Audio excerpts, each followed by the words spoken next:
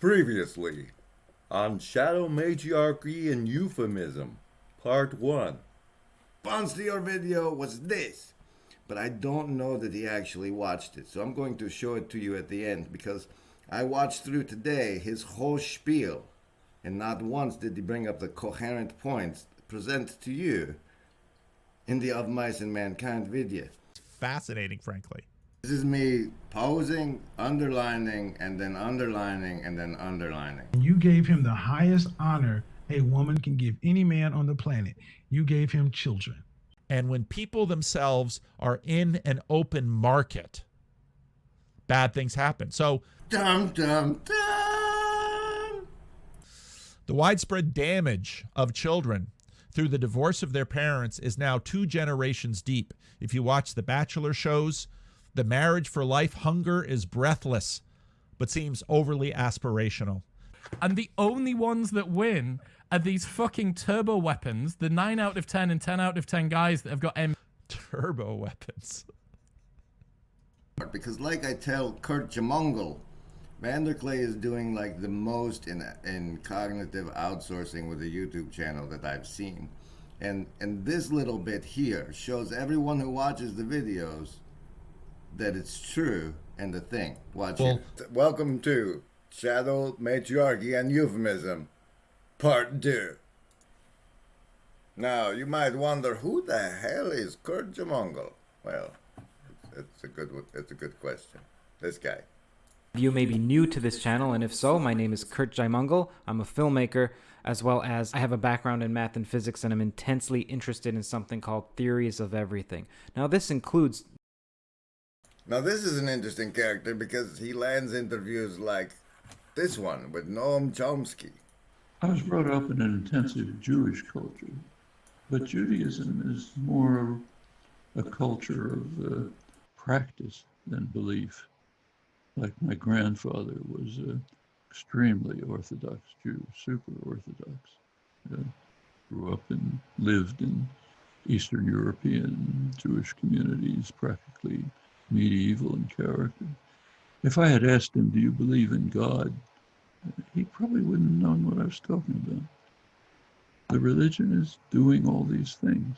One of the more interesting things about this top secret interview with Noam Chomsky is we discover his agent code is Bar-Zeev.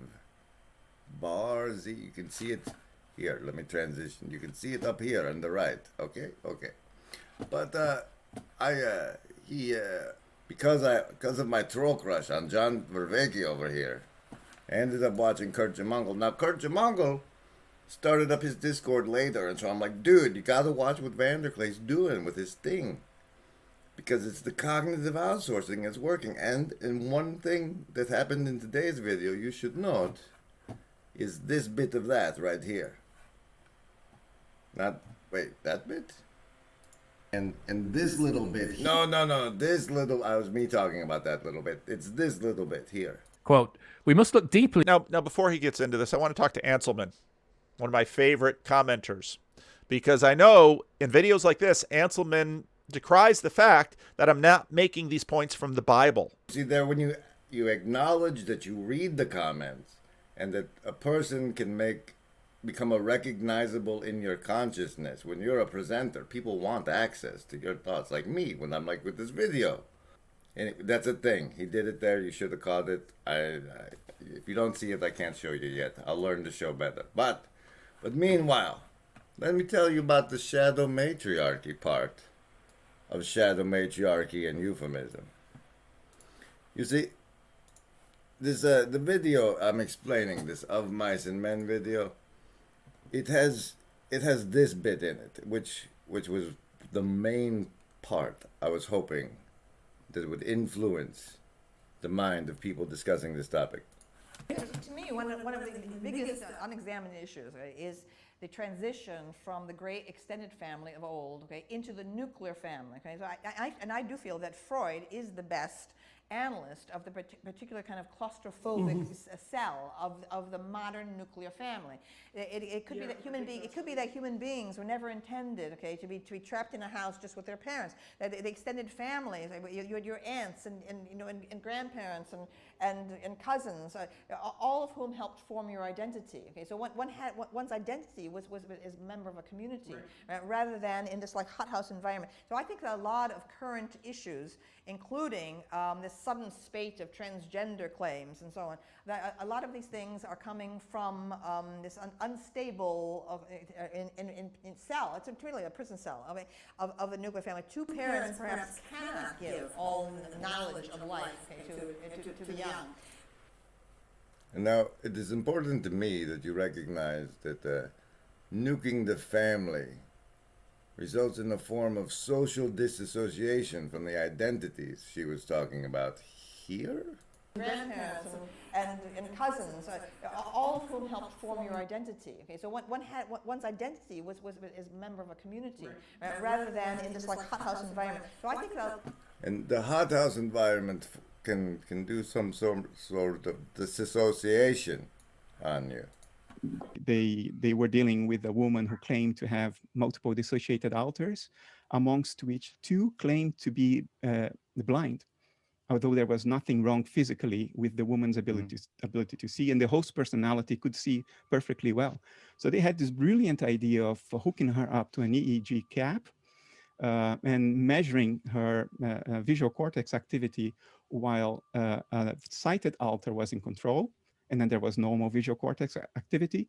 And when the blind alter would take executive control, visual cortex brain activity would disappear, even though the woman's eyes were wide open and things were happening in front of her.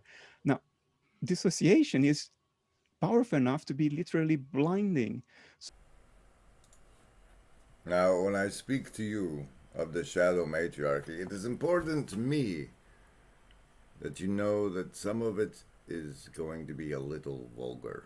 So, the estuary waters grow saltier the further out from the church you get. Now that you're prepared, however, Flat. I don't think people realize that masculinity still exists, okay, in the world as a code among jihadists, okay, and when you have passionate masculinity, okay, circling the borders like the Huns and the Vandals during the Roman Empire, that's what I see. I see this culture rotting from within, okay, and disemboweling itself literally. Now I have an overview of why we're having these problems, right? And it comes from the fact that I'm the product of an immigrant family. All four of my grandparents and my mother were born in Italy. So I remember from my earliest years in this factory town in upstate New York where my relatives came to work in the shoe factory.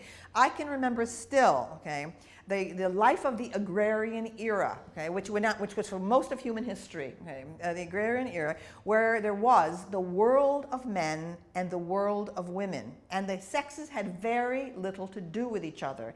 Each had power and status in its own realm. Right? And they laughed at each other, in essence. Okay? Yeah. The women had enormous power. In fact, the old women ruled, not the young, beautiful women like today. Okay? But the older you were, the more you had control over everyone, including the mating and marriage.